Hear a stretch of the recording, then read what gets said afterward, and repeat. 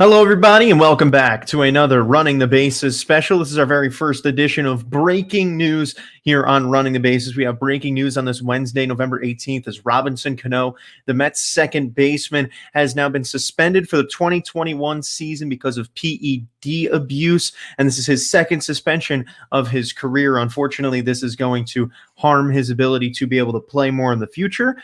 This is a lot of there's a lot of information that is going around about this. Unfortunately, this does mean that Cano will miss his third to last year of this big contract that he has. He will not be paid for this year of the contract, but he does still have 2 years left in 2022 and 23. However, the big issue with that is there's really uncertainty as to whether at that point he will be age 39 in 2022 when he would be able to play again. There's a lot of uncertainty as to whether he will actually be able to continue to play at really the level he needs to play at for his money. There's a lot going into this for the Mets. There's a lot surrounding this for the Mets, and really there's a lot that people have been speculating. It's all speculation for right now as to what the Mets are going to do about this, but from my perspective, there's really, to quote Anthony DiComo here, there's four possibilities here. These are really the only four possibilities I see. I'm sure there are other little things that can happen that probably won't take place, but I'm going to go directly based on what Anthony DiComo said here because he really summed it up well. So the first possibility, which I personally believe is the best possibility, and probably could have happened anyway, or a part of it would have happened anyway. So the first thing here is that you move Jeff McNeil, who would initially have been starting the year in left field. You move him to second base, his natural position. You go on to then sign an outfielder the way the Mets probably would have anyway in George Springer or Jackie Bradley Jr., whoever, and then you move Brandon Nimmo to left field. Now, a lot of people were really assuming that the Mets are probably going to sign one of those guys regardless of this Cano issue. But now this makes it even more likely because then you don't have to worry about Brandon Nimmo. I spoke about with the Francisco Lindor trade that Brandon Nimmo would have probably been a part of it because if you sign Springer or someone else, you don't really have a place for Nimmo anymore. So now you do. You have a place for him. It's in left field if you sign someone, and if not, he's your starting center fielder. However, this really does mean that the Mets now have to get a bat this offseason, which is why it seems even more likely that they will get George Springer because losing that Cano bat, the Mets outfield as it stands right now would be Guillermo Heredia in left, Brandon Nimmo in center, and Michael Conforto in right. Now, granted, Guillermo Heredia did great at the end of the year, but I don't think anyone really wants to see Guillermo Heredia being the opening day left fielder for a team that's trying to win the World Series. So that really means that the Mets now have an even more need for a bat. That's the first option.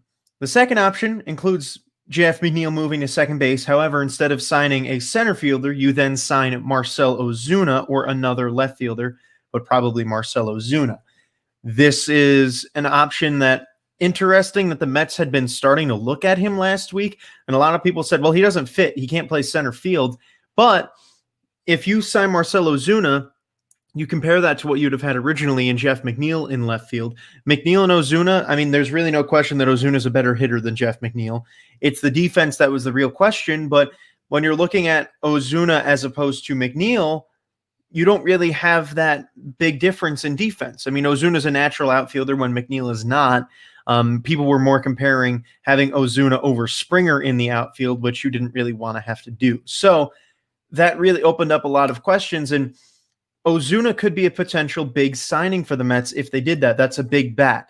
I still believe that the Mets will probably target Springer anyway because he's more controllable and is more reliable in the field and with the bat. But Ozuna might be a bit of a cheaper option depending on what they do. But people also need to remember that this takes $20 million off the books now for the Mets this year, and that is huge. With the Mets looking to make many signings here in this offseason, that extra $20 million could then go to the signing of George Springer and Trevor Bauer, saying, okay, well, we now have an extra $20 million.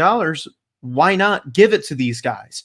And you probably will still have some left over, which leads you to the third option, which is signing DJ LeMahieu to play second base. Now, this is also a very good option. And because you're losing that Cano deal, you're basically just swapping one contract for the other, which you were planning. The Mets were planning on having this contract on the books anyway in Robinson Cano. And then on top of that, adding on in potentially Springer and Bauer and others. So they weren't really worried about it, but now you have that off the books.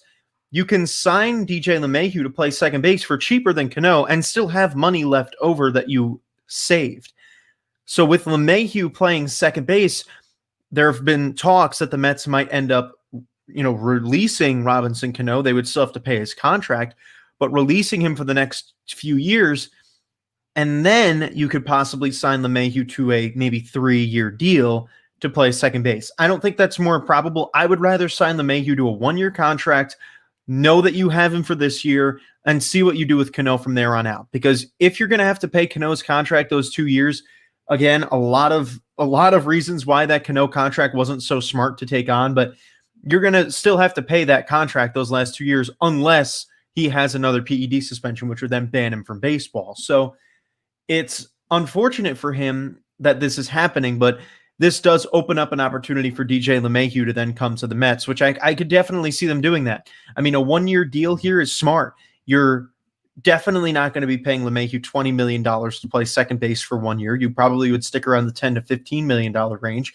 And if you do that, well, then you're still leaving $5 to $10 million left that you just gained magically. I mean, it's very lucky. There's not many negatives to this and to this suspension. And then the final option is that Anthony DiComo has here is that you use Andres Jimenez at second and you leave Jeff McNeil in left. Again, this is more of a Wilpon era move where you're saying, okay, well, we have a very crowded infield and outfield right now, and we don't really want to spend the money. So we're going to leave McNeil in left because he's proven to be okay there. And then you have McNeil, Nimmo, and Conforto in the outfield. And then you just move Jimenez over to second, and boom, you've got Rosario Jimenez both in the infield. I really think that's a good idea to have Jimenez over at second, but I would much rather the option of McNeil at second, and then you open up the outfield still and give Nimmo the opportunity to play. But there's a lot of options here. There's a lot of different things that can go on and a lot of different things that probably will go on. But I mean, the Mets right now, as of this moment, the Mets are able to spend now with this deal coming off the books. This just came out thanks to Michael Mayer on Twitter, or Meyer. I apologize if I botched that, but the Mets can now spend $69.4 million before hitting the luxury tax because of this deal coming off the books. That originally was $49 million around. That is a huge number. A $20 million increase to that. If you think about it, Bauer and Springer both, you would probably assume be around the $15 to $20 million range. That brings you up to $40 million. That would have confused things a little bit for the rest of it. Now you have $20 more million to spend. This is an incredibly good. This is a blessing in disguise for the Mets. You look at it then from the Robinson Cano standpoint. Robinson Cano, an incredible player, one of the most highly respected baseball players of all time. He had the 2018 issue where he had some PED suspensions that made him miss a part of the year. But this now really puts a big negative stamp on it. And that's the problem, is that once you get caught the first time, you only miss a small chunk of the season. When you get caught a second time, you miss the whole year. And then when you get caught a third, I believe that's the full-time ban. So this is a bad look for Robinson Cano. A second PED suspension, you never want to have that. Robinson Cano is a potential Hall of Famer. That goes out the window. I mean, Barry Bonds broke the home run record, wasn't even convicted of using PEDs, and they won't even put him in the Hall of Fame. Now you've got a guy like Robinson Cano who has been convicted of using PEDs twice. I mean, it's unfortunate that a guy like that won't even get a shot. So is it good for the Mets organization as a whole? Absolutely. But is it good for Robinson Cano? No. And it's going to be something that definitely hurts him as a player. It's unfortunate to see these kinds of things happen. You never want to see a good player go down like this because he is such a well-respected face in the game of baseball. And it could be the last game he ever plays as a Met. Could be the last game he ever plays in the big leagues. You never know. I mean, you don't know who's going to be willing to give that another shot. I mean, the Mets have a very long history of players that have had these kinds of things happen. I mean, mainly Henry Mejia, who missed many years with a PED suspension and then just eventually got a lifetime ban. So it's sad to think that this kind of player who has such natural talent felt the need to use PEDs in order to make himself better. Obviously, we don't know what the situation was. It might not have even been to make himself better, but whatever it was, it's not something you want to see a player like this have, and that's why it's unfortunate. But for all intents and purposes, this is a really good thing for the Mets, not a good thing for Robinson Cano. And look, this is really coming in the middle of probably, if not the biggest offseason in the Mets history. And this might actually have made things a little bit easier and a little bit better for the Mets. So, look, is it unfortunate that we're losing the bat of Robinson Cano? Yes. But do I think it opens up more options? Absolutely. So that'll be something that goes to be seen. But for all of you that tune on in today for the breaking news, thank you all for watching. This is the first of hopefully many breaking news things that we bring to you guys here in this off season.